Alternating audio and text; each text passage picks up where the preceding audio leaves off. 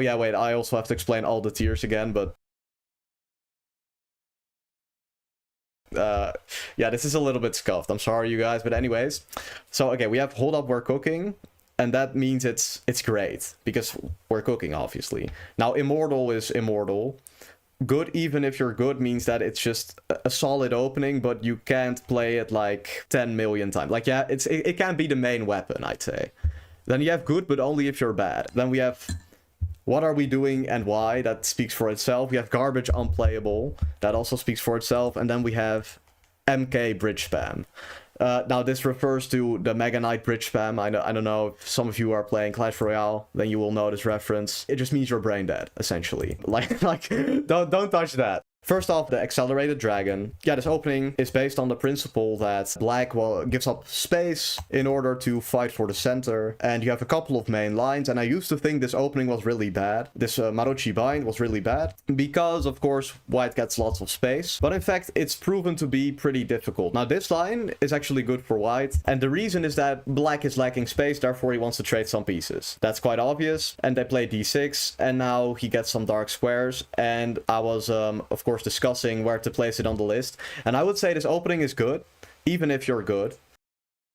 The Berlin defense starts after these moves: knight c6, bishop e5, knight f6, and I was telling you guys that after these moves, yeah, this is more or less forced on top level, and you will see many draws like this, because black doesn't really have any better moves than this. Now, additionally, you know, after bishop e5, knight f6, you have the symmetrical variation, which is rook e1.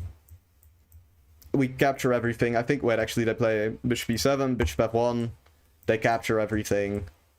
This is also pretty dry, but knight f6 does have some aura, in the sense that it was used by 14th world champion Vladimir Kramnik to secure his title. Yeah, he played it against Garry Kasparov, the greatest chess player, you know, ever.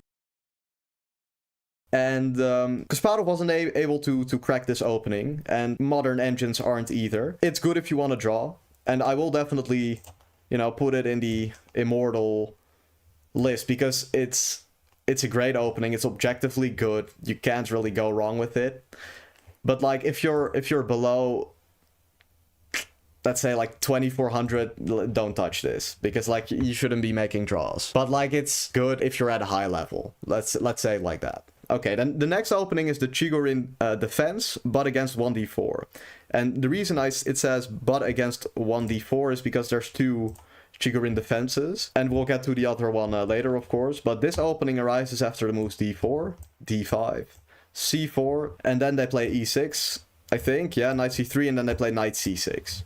And this used to be regarded as really stupid, because, of course, you know, you put the knight in front of the pawn, which obviously wants to bolster the center or play c5. But lately it's been seeing some trendiness on the top level. I've seen players also play this, knight f6, knight f3, and then knight c6.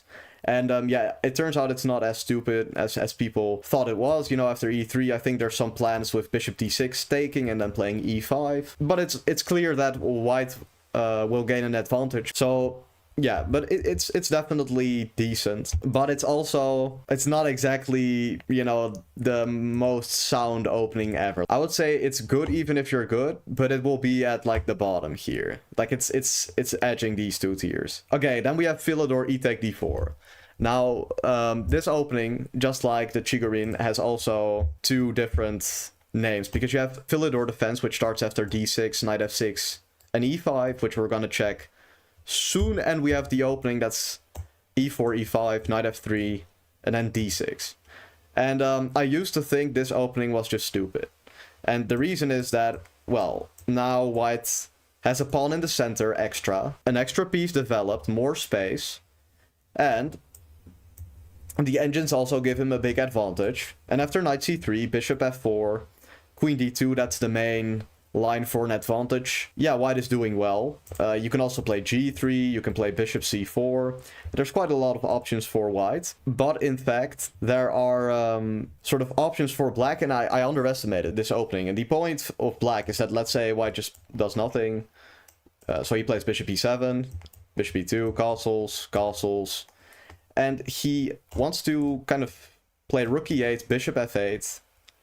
Sometimes b6 on a good day, but mostly bishop d7, knight c6. Oh. So like that, and he wants to put full pressure on e4. He wants to take the knight on d4, put his bishop on c6, gain full pressure. Still, white is a little bit better, but he will obtain some counterplay. So I would say this opening is good even if you're good. And it's above the Chigorin, I think. Because I've seen grandmasters play it with good results, so I underestimated this one. It's not that bad. Okay, then now the elephant gambit. Yeah, by the way, I might be wrong, but I think that's the opening that's like knight f3 and then d5. Am I correct? Yes, this is the elephant gambit. Yeah, this is like, what are we doing and why? I don't know the point of this opening. I haven't really seen anyone play it either. It's not good. Knight takes e5 is much better for white, and e takes d5 is also much better for white. And then even d4 will probably lead to an advantage. So I'm like, what are we doing and why? I don't understand this. Don't touch this. It's garbage, unplayable, basically. Okay. Grunfeld defense. Yeah, this is a classical opening, of course. This opening starts with white playing d4, black playing knight f6, c4, g6, and classically they play knight c3. And well, you know, a lot of you will play bishop g7, e4, and d6, and e5. That's the King's Indian. But here they play d5.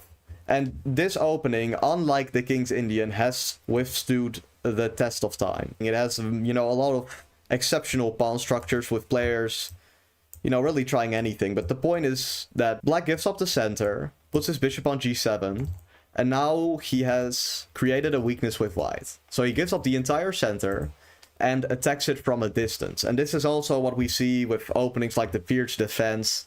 And this is really that 20th century Aljechin type of spirit. And yeah, unlike the Aljechin's defense, this one really just stood the test of time, like I said. With many top players using it as their main weapons, I will say this is immortal. And yeah, nowadays even players are playing, you know, moves like f3 to avoid black from taking on c3. And yeah, this is just a different tabia, and you also have players just going for h4, which I find hilarious and a little bit ridiculous, but you know, if grandmasters are playing it, then it must be pretty okay. So that's that. Okay, now we are going to go to the Budapest and the England Gambit, and these are two different openings, of course, but they have the same type of idea. You know, after e5, this is the England Gambit, and we know I've made a video on this. We are going to play Queen e7. It disappoints me whenever someone plays this, and the reason is that it like, what are you doing and why? Because, you know, white will take this pawn, and you will play knight c6, and he'll play knight f3, and then you go queen e7, because you want to get off your trick, and then he plays bishop f4, and you check him. You know what you're doing doesn't make any sense. You know, like, you have a queen on b2, he has a pawn in the center extra, like, why are we doing this? MK, bridge fan, this is the exact definition of that. Oh, wait, actually, wait, I went too fast. I forgot to mention the Budapest. That would be if he plays e5 here. And just like the England Gambit, this one also just gives away a pawn. MK, bridge fan, it's just trash. Just a quick opinion. But I really want to talk about the Pogo Indian, because this one just makes me happy. So it starts with e6, and the black player wants to play the Nimzo Indian after knight c3, bishop b4, which is just a lovely, lovely opening. So the white players play knight f3, saying, if you put your bishop on b4, you can't double my pawns. And I gladly do so, and I play it anyway. That's the Pogo Indian. Black wants to give up his dark squared bishop, and then he wants to put all his pawns on dark squares. And I've used this opening 2 times, and yeah, once I just made a quick draw when I was slightly better with black, but it did secure me, you know, a prize, so that's why I did that. And one time, you know, the very last round of the Dutch league, those of you who don't know what that is, every country has its own league. Yeah, so you have 2 main moves. You have bishop d2 and you have knight c3. Sorry, bishop d2 and knight bd2. Knight c3 would transpose to the Nimzo Indian. So then why are you playing knight f3? I mean, I guess if you want to play Catalan against everything else, but they play knight f3. Bishop b4, bishop d2.